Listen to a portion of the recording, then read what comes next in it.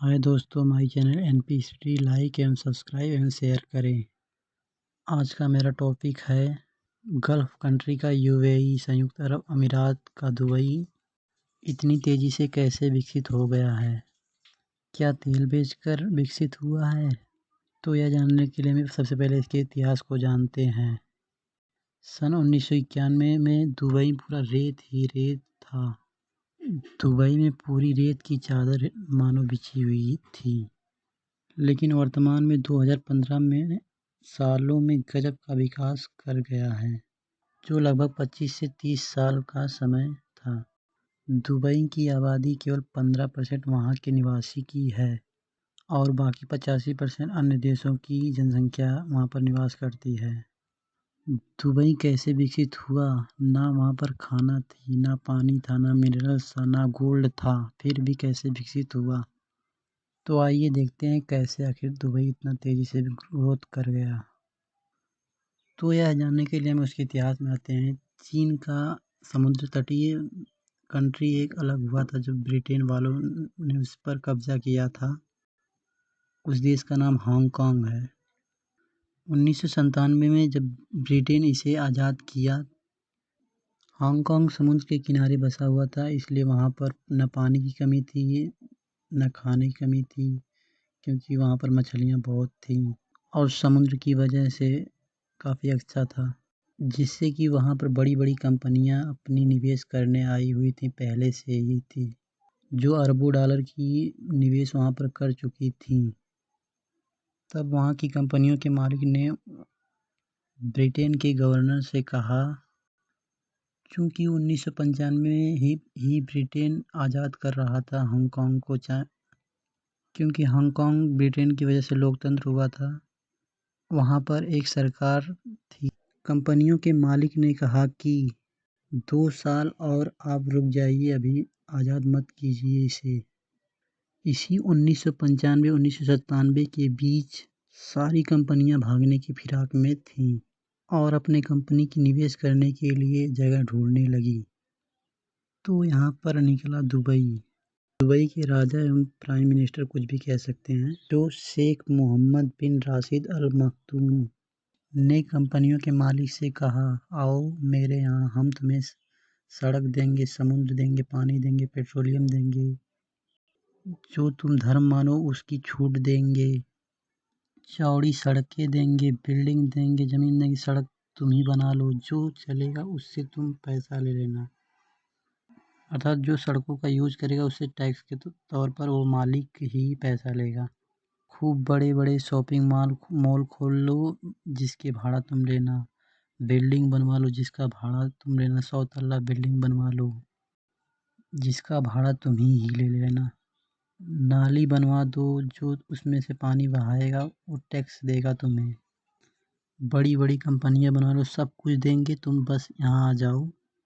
वहाँ के राजा ने ऐसा बोला। इससे क्या हुआ कि हांगकांग की सारी कंपनियां दुबई में जाकर शिफ्ट हो गईं और वहाँ अलग अलग दुनिया से इंजीनियर्स बुलाए गए इस रेत को कैसे ठीक किया जाए, कैसे इस रेत में पानी को लाया जाए। तब दुबई में एक वी शेप का पहाड़ दिखा, जिससे वहाँ के इंजीनियरों ने और राजा ने अंदेशा की कि यहाँ पर पहले से ही कोई न कोई पानी बहता होगा, तभी तो वी शेप की ये आकार है इसका। तब इंजीनियरों ने पाइपलाइन की व्यवस्था से अंदर तक खुदाई की और पानी को निकाल ही लिया। और दुबई में इतनी तेज़ी से ग्रोथ होने लगी कि सड़कें, मकाने, बिजली और बिल्डिंग तेज़ी से बनने लगे, क्योंकि पूंजीवादी होने की वजह से वहाँ पर तेज़ी से वृद्धि होने लगा और वहाँ की अर्थव्यवस्था तेज़ी से ग्रोथ करने लगी। दुबई में काम करने के लिए मज़दूर कहाँ से बुलाए जाते थे? तो वो भारत, नेपाल, म्यांमार, बांग्लादेश आदि देशों से, विकासशील देशों से बुलाए जाते थे, जो आबादी अधिक होने के कारण विकासशील देशों में गिने जाते हैं। लेबर का कार्य यहीं के लोग करते थे, जिससे कि वहाँ पर बड़ी बड़ी बिल्डिंगें बनाई जाती हैं। दुबई में शरिया का कानून है। शरिया का कानून एक इस्लामिक कानून होता है। तो इसलिए वहाँ का क्राइम ज़ीरो रहता है। वहीं अफ़गानिस्तान को देखें तो वहाँ का इस्लामिक कानून कौन-सा शरिया का कानून है, सब के सब क्राइम ज़ीरो करने की वजह से क्रिमिनल बन गए।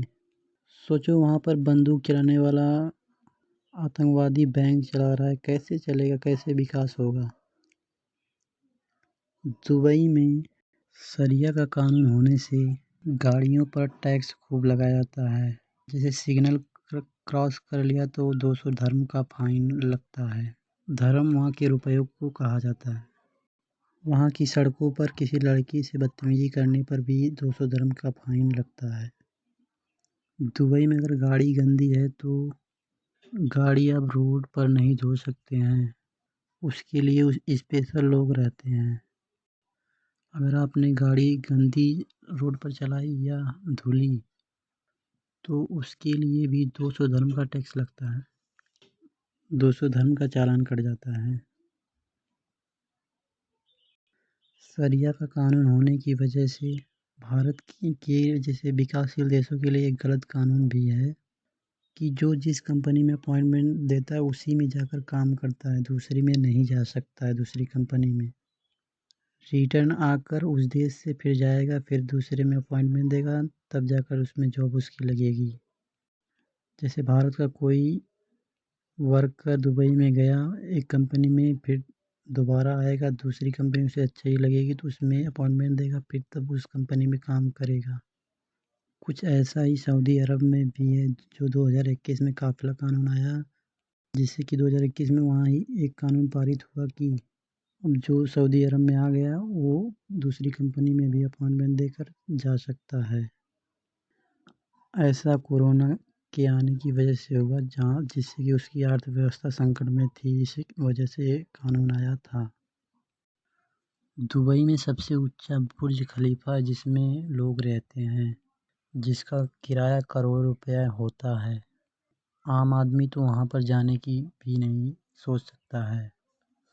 इससे भी ऊंचा ग्रीक टावर बन रहा है।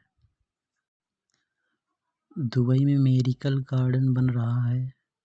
लोग सोचते थे कि रेत में फूलों का बगीचा कैसे बनेगा, लोग इम्पॉसिबल मानते थे, लेकिन अब बन चुका है। मेरिकल गार्डन अब बन चुका है, जो दुनिया का सबसे बड़ा फूलों का बगीचा कहा जाता है। यहीं पर दुनिया का सबसे बड़ा 5 स्टार होटल बना है। दुनिया का सबसे बड़ा सोने का मार्केट गोल्ड सुक बना दिया गया है।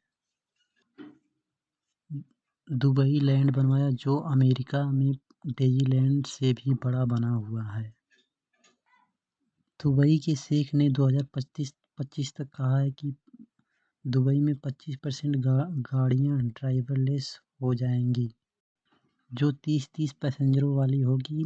मोबाइल एप्लीकेशन से सब कुछ होगा, उसमें कोई ड्राइवर नहीं होगा, बिल्कुल ड्राइवरलेस गाड़ी होगी। दुबई के शेख ने तो ये अभी लक्ष्य रखा है कि 2030 तक 3D प्रिंटिंग वाले बिल्डिंग बनाए जाएंगे, जो प्रिंट किए होंगे। दुबई के राजा ने सोचा कि पैसा कमाने का कोई अन्य विकल्प देखा जाए, तो उन्होंने समुद्रों में कृत्रिम आइलैंड बनाना चाहा।